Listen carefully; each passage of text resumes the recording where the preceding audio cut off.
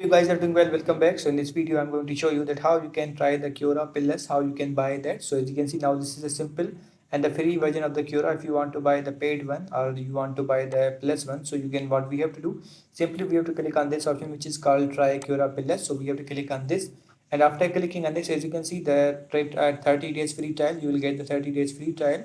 And now simply what we need to do, we have to choose the plan. If you want to buy the monthly, you have to choose it monthly.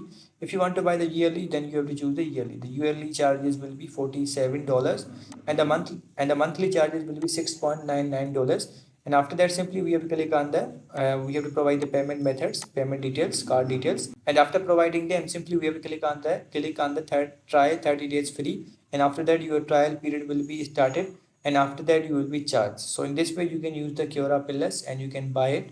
I hope you guys understand this video, that how you can do this. So see you guys in the next video.